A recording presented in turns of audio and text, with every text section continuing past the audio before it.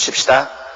내가 곧 성령에 감동하였더니 보라 하늘에 보좌를 베풀었고 그 보좌 위에 앉으시니가 있는데, 자, 여기에 내가 성령에 감동하였더니, 보십시오. 하늘나라 올라가는 건 내 힘으로 가는 거 아닙니다.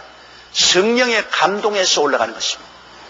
성령의 있음도 모르는 사람이 어떻게 성령의 감동을 받습니까? 내 마음에 성령이 계신 분이 그 성령의 능력으로 변화받고 하늘에 올라가는 것입니다. 여러분은 이미 여러분을 변화시킬 성령의 능력이 속에 들어와 있습니다. 그 성령의 능력이 때가 오면 여러분을 확 순식간에 변화시켜버리는 것입니다. 순식간에 옛사람은 벗어버리고 부활의 사람으로 성령이 변화시켜서 성령의 감동으로 하늘로 들려 올라가는 것입니다. 성령 타고 올라가는 것입니다. 우리 마누라 치마 자락 잡고 올라가겠다. 못 올라가요. 성령의 감동으로, 성령의 역사로 순식간에 올라가요. 요한은 교회를 대표하는 사도입니다. 하나님께서는 요한에게 교회의 역사를 계시해 주는데 교회의 대표자로서 교회가 올라가는 그 모습을 요한을 통해서 보여준 것입니다. 성령에 감동했더니 즉시로 벌써 그가 순식간에 하늘로 올라가서 보라 하늘에 보좌를 베풀었고 그 보좌 위에 앉으시니가 있는데요. 하늘나라는 보좌 중심입니다. 그걸 알아야 돼요. 천국은 하나님 보좌 중심이지 보좌 이외에 다른 것은 전혀 없습니다. 올라가자마자 제일 먼저 본 것이 보좌입니다. 하늘나라는 하나님 중심이지 민주주의가 없습니다, 여러분. 민주주의는 타락한 인생들이 만들어낸 하나의 제도지요. 하나님께서 절대 주권자로서 다스리는데 어디에 거기에 우리가 감히 하나님 우리에게 투표 받아서 하나님 되십시오. 그렇게 말할 사람이 누가 있습니까? 여러분, 하늘나라는 하나님 중심이요. 하나님의 절대 주권이 역사하는 곳이죠. 사람들이 모여가지고서 세상의 민주주의적 제도와 조직으로 인원하고 투표해서 세우는 그런 일은 없습니다. 천당은 말할 필요거니와 이 땅에서도 하나님이 세우신 그리스도의 몸된 교회는 예수님이 머리죠. 예수님이 성령으로 지시하는 대로 따라해야 되는 것입니다. 안디옥 교회에서 기도할 때 성령이 내가 시키는 일을 위하여 바울과 바나바를 따로 세우라. 추수꾼의 주인 되시는 성령이 일꾼을 불러서 임명하니까 그대로 따라하는 것이죠. 예수님이 머리요, 성령이 예수님의 지시를 통해서 우리에게 교회를 통치하는 것입니다. 목사도 세우고 장로나 안수집사 권사도 세우고 서류집사도 세우고 지역장 구역장 세우고 교회를 이끌어 나가고 교회의 모든 단체를 만들어서 단체장을 세우고 하는 것은 모두 다 기도하고 성령의 지시를 받아야 돼요. 성령의 인도를 받지 않으면 인본주의가 돼요. 그리고 그것은 육으로 난 것은 육이요. 육의 열매밖에 없습니다. 성령으로 난 것은 영이요. 영의 열매를 맺으려면 성령의 인도를 받아야 돼요. 모든 일을 하나님께 기도하고 성령의 인도하심을 따라서 그 지시를 받아서 우리가 하는 것이 교회지요. 교회는 절대로 인간의 생각으로 모여서 인원해서 투표해서 결정을 하는 이런 민주주의가 아닌 것입니다. 근데 하늘나라에는 제일 먼저 올라가자마자 보라 하늘에 보좌를 베풀었고 그리고 그 보좌 위에 앉으시니가 있는데요. 그럼 보좌 위에 앉으시니가 누구겠습니까? 하나님 아버지신 것입니다. 다니엘서 7장 9절에도 보면은 보좌에 항상 계시니가 좌정했는데 그 보좌는 불꽃 같고 바퀴는 붙는 불이며 불이 강수같이 흘러 그 앞에서 나오더라 했습니다. 하나님의 보좌는 얼마나 장엄하고 얼마나 영광스럽겠습니까? 완전히 불꽃에 사이에서 그 영광의 불이 강물처럼 이 세상에 뜨거운 불이 아니고 하나님의 영광의 불입니다. 그 불꽃이 사무치고 불이 강물같이 흘러나오는 그 영광스러운 보좌에 하나님이 앉아 계시는데 3절 보십시다. 앉으신 이의 모양이 벽옥과 홍보석 같고 또 무지개가 있어 보좌에 둘렀는데 그 모양이 녹보석 같다. 앉으신 이의 모양이 벽옥과 홍보석 같고, 이 벽옥이라는 것은 푸른 옥인데, 푸른 옥은 여러분 흠도 없고 점도 없고 깨끗하지 않습니까? 가을 하늘에 파란 하늘을 보십시오. 구름 한 점. 그것은 무엇을 말하냐? 하나님의 거룩함과 신성을 말하는 것입니다. 푸르다는 것은 하나님의 거룩함과 신성, 하늘 색깔이니까 거룩하고 신성합니다. 하나님은 사람과 달라요. 하나님은 절대 거룩하십니다. 하나님에게는 어두움이 없습니다. 하나님에게는 죄의 그림자도 없습니다. 하나님은 절대로 거룩하고 절대로 신성한 하나님이십니다. 그러므로 하나님은 벽옥과 같다는 것은 바로 하나님의 절대 거룩함을 말하는 것입니다. 신성을 말하는 것입니다. 그리고 하나님의 아래편은 홍보석 같은 붉은색입니다. 홍보석은 붉은데, 붉은 것은 여러분 피를 말하지 않습니까? 심판을 말합니다. 불의에 대해서 하나님은 단호하게 심판하는 정의의 하나님을 표시합니다. 하나님은 신성하시고 절대 거룩하신 하나님이며, 하나님은 절대 정의로우셔서 불의를 주님께서는 짓밟고 불의를 용납하지 않는 정의의 심판자를 말하는 것입니다. 그렇기 때문에 하나님을 보좌시할 때 제일 먼저 받은 인상이, 하나님은 상체는 푸른 하늘, 벽옥 같고 하나님의 하체는 홍보석 같더라. 하나님은 신성하고 거룩하시며 하나님은 한없이 정의로우시고 죄를 용납지 않은 그 하나님으로 나타나셨습니다. 그리고 무지개가 있어 보좌에 둘렀는데 그 모양이 녹보석 같더라. 그런데 하나님 주위에 무지개가 둘렀어요. 여러분, 무지개는 우리 땅에서 보면 이쪽에서 저쪽으로 이렇게 퍼졌어요. 나는 어릴 때는 괜히 그거 무지개 선대 가면은 선녀도 있고 보석도 있다 그래가지고 하딱 무지개가 저 산에서 이렇게 뻗었기 때문에 무지개가 옹당샘에서부터 출발한다 그래서 우리 친구들에게 무지개 잡으려고 얼마나 헐뛰고 따라갔는데 그래도 도저히 잡지 못했어요. 근데 나중에 비행기를 타보니까 무지개가 동그래요. 무지개는 어느 옹당샘에서 옹달샘으로 된 것이 아니고 사실은 둥거리갑니다. 둥거려요. 그런데 아버지의 보좌 주변에 무지개가 쓰는데 녹보석 같더라.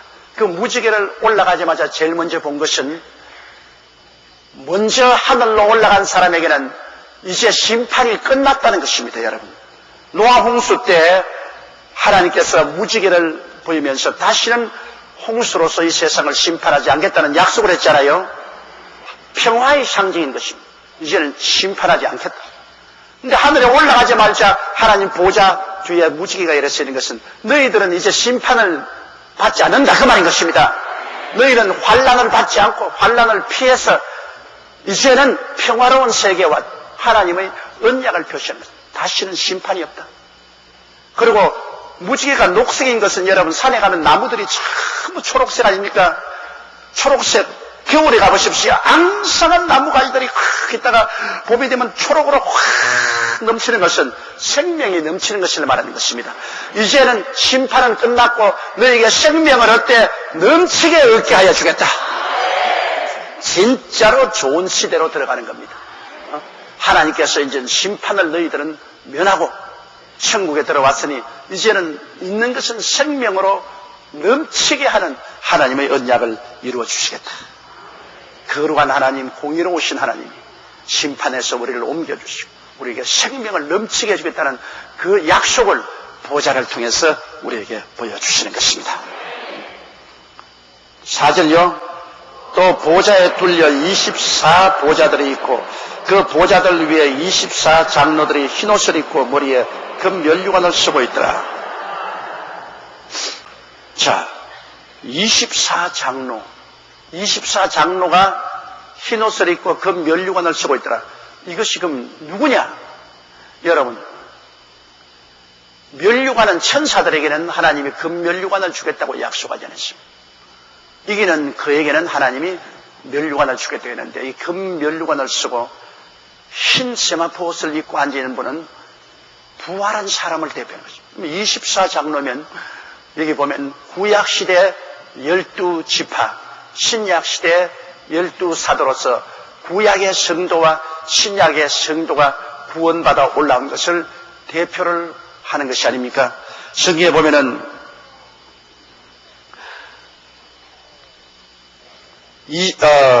우리가 천당에 올라가면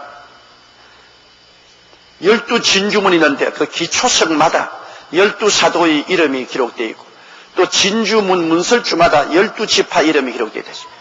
하늘나라 올라갈 때 그 하늘나라의 성벽의 12진주문의 기초는 12사도의 이름입니다.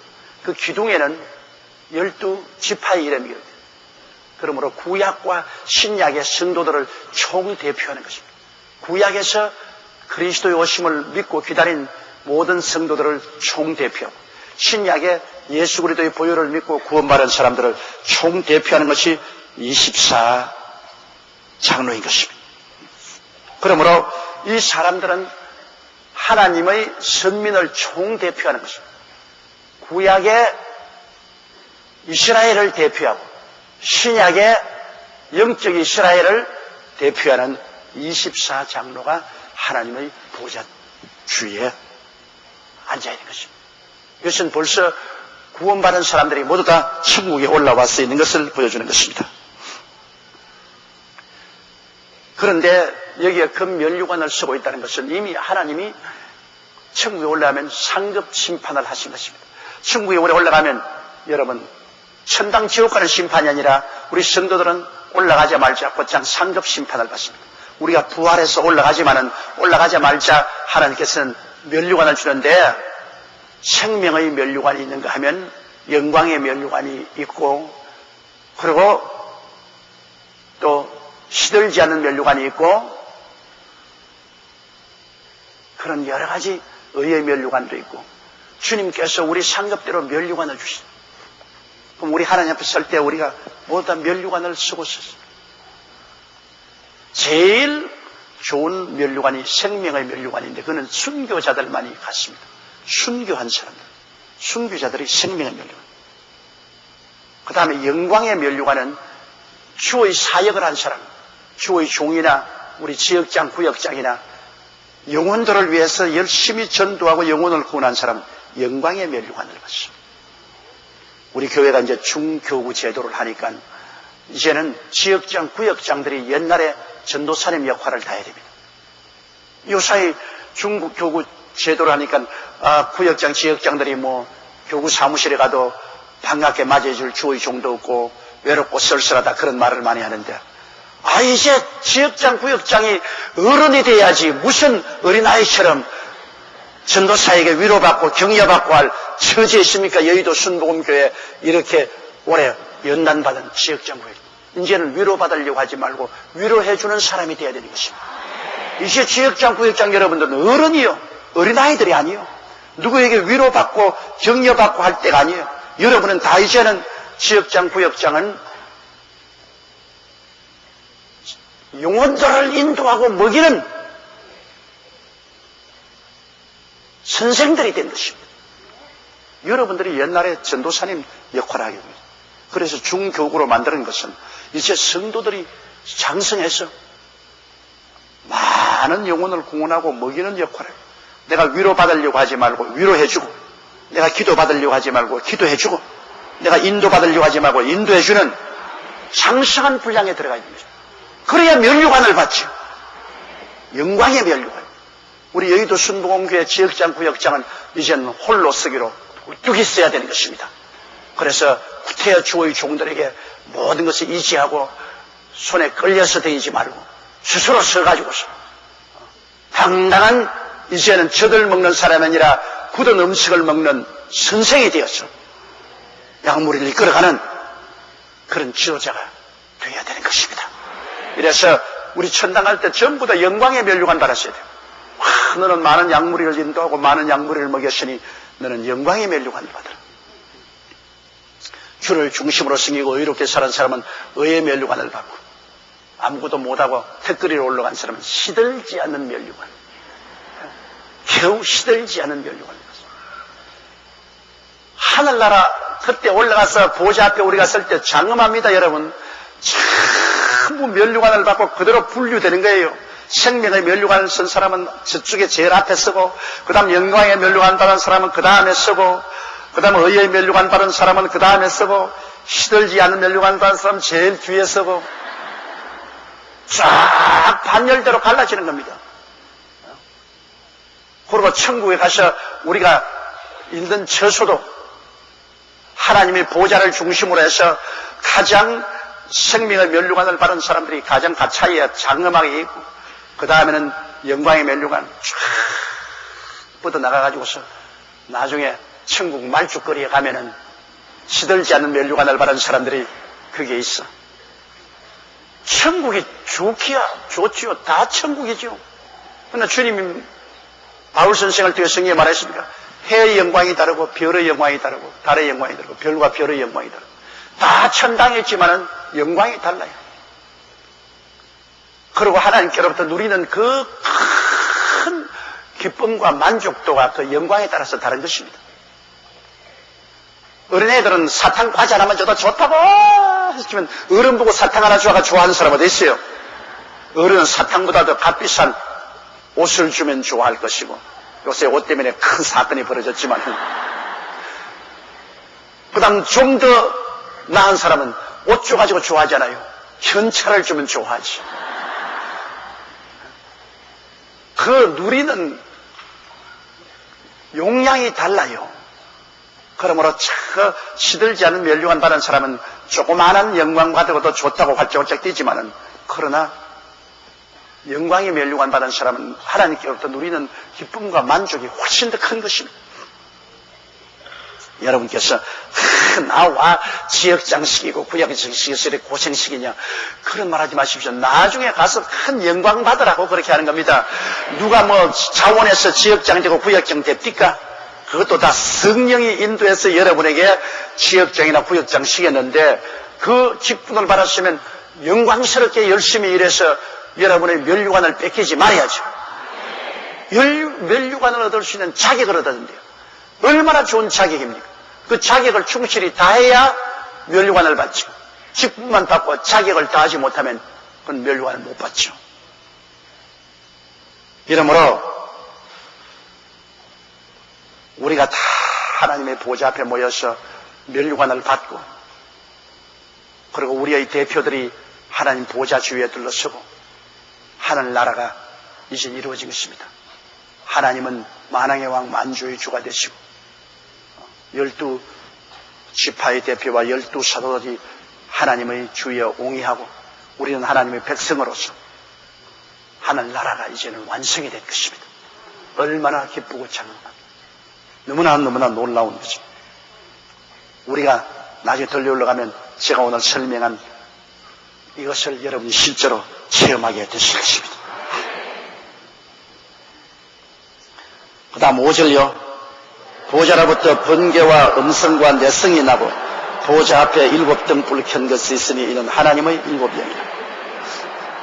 자, 근데 보좌에서 우리가 보니 막 천둥과 번개와 내성이 칩니다. 이건 무슨 의미냐? 여름날 여러분, 천둥이 치고 번개가 퍼치기고 꽝아! 내성이 울리고 하면 그 다음 뭐가 일어나죠? 소나기가 쏟아진다고. 번개와 천둥이 치고 난 다음 소나기가 쏟아진, 그것은 뭐냐? 하나님이 이 세상에 소나기 같은 심판을 내릴 준비를 하고 있는 것입니다. 보세요. 당신을 사랑하는 자녀들 다 공원에서 천당으로 불러오려고 난 다음에 그 다음에 이제 심판할 준비를 해서 내성 병력이 치는 겁니다. 그러면 소나기가 쏟아지는 거예요. 그리고 그 앞에 7등불이 있더라. 7등불은 성령입니다. 성령은 옛날에 여러분 교회와 함께 땅에 있는 것입니다. 지금 성령은 우리 교회 안에 있어요. 그런데 그 성령이 지금 보좌 앞에 와 있습니다. 그것은 왜냐? 성령이 교회를 데리고 보좌로 올라가 버렸기 때문인 것입니다. 그때는 이제 성령이 땅 위에서 역사하는 것이 아니라 성령이 7등불이 지금 하나님의 보좌에 와 있습니다. 왜 일곱 등불을 합니까? 지혜의 영이요, 총명의 영이요, 모략의 영이요, 재능의 능력이요, 지식의 영이요, 그 다음 하나님을 경외하는 영이요, 거룩한 영이요. 이 성령의 일곱 가지 역할을 하는 이 성령께서 이제는 지상에 있지 않고 천국에 있어서 천국에서 이제 지상의 마지막 이삭 죽기 하는 것입니다. 성령의 역사 아니고는 여러분 도무지 예수를 믿을 수가 없어요. 성령이 우리 마음을 열어주셔야 우리가 영의 눈이 밝아져서 예수를 믿지, 성령은 역사하지 않고 아무리 가르치고 아무리 가르쳐도 소용없어요. 물과 성령으로 거듭나지 않고는 하늘나라를 볼 수가 없습니다. 여러분이 오늘날 예수를 믿고 기도할 수 있고 성경을 들어서 깨닫는 것은 모두 다 성령의 역사인 것입니다. 성령으로 말미암지 않고는 그리스도를 주라고 할 수가 없습니다. 기독교의 신앙이란 이론이나 학문이나 의식이 아닙니다. 성령으로 말미암아 예수 그리스도를 계시받아서 주로 모시는 것입니다. 그러므로 교회는 첫째도 성령이요, 둘째도 성령이요, 셋째도 성령의 역사가 있어야 되는 것입니다. 성령의 역사가 없는 교회는 저주받은 교회입니다. 가장 무서운 저주가 성령 없이 목회하라. 성령 없이 목회하는 것은 죽을 목회인 것입니다. 이러므로 여러분, 우리가 성령 운동 하는 교회에 왔고 또 우리가 성령을 충만히 모시고 산다는 것 얼마나 큰 축복인지 말로 다 할 수 없습니다. 성령 없이 절대로 하나님 나라가 이루어지지 않아요. 저희가 목회를 제가 42년째 지금 하는데요, 정말로 성령이 감동되지 않으면 하나님 말씀이 아주 그냥 돌이나 흙과 같아요. 그러나 성령이 오시면 하나님 말씀이 모두 다 황금으로 변해요. 그렇게 달라집니다. 성령 없이 성경 읽으면 성경은 그저 흰 것은 종이요, 까만 것은 글이요, 아무것도 안 들어옵니다. 성령이 비치면 모두 다 황금이 돼요. 하나님의 영광으로 충만한 말씀이 돼요. 그렇기 때문에 성령 없이 어떻게 목회합니까? 할 도리가 없어요. 그리고 기도 안 하는데 성령이 어떻게 역사합니까? 기도 안 하면 성령이 역사하지 않아요. 성령은 기도를 통해서 우리와 교제하기 때문에, 그러므로 기도하는 교회가 성령 충만하고 성령 충만하면 기도하게 되고 기도와 성령 충만은 언제나 함께 가는 것입니다. 이러므로 여러분 깨어서 기도하십시오. 그러면 성령 충만하고 성령 충만하십시오. 그러면 또 기도하게 되고 기도와 성령 충만은 언제나 같이 갑니다. 교회가 조용하고 장엄하게 예배봐야 된다, 엉터리 같은 소리 하지 마십시오. 성령이 오시면은 회개한다고 부르신다고 감화 감동이 되어서 흐느껴 울고 부르짖고 고함치지 아니할 수가 없습니다. 또 흐느껴 울고 부르짖어 고함치고 하는 곳에 성령이 역사하지 아니할 수 없습니다. 교회는 기도의 불이 활활 타고 웅성웅성 부르짖는 기도 왕왕거려야 됩니다. 벌통이 조용하면 꿀이 없어요. 벌통에 벌소리가 왕왕거리면 꿀이 있기 때문에 왕왕거리는 것입니다. 성령의 역사가 있어 하늘나라의 단꿀이 있기 때문에 교회가 왕왕거리는 것입니다. 이러므로 교회는 기도 소리가 끊이지 않냐고 요란스러워야 되는 것입니다.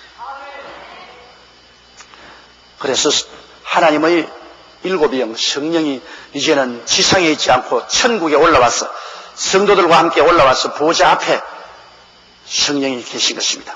그리고 6절요, 보좌 앞에 수정과 같은 유리 바다가 있고 보좌 가운데와 보좌 주위에 네 생물이 있는데 앞뒤에 눈이 가득하더라.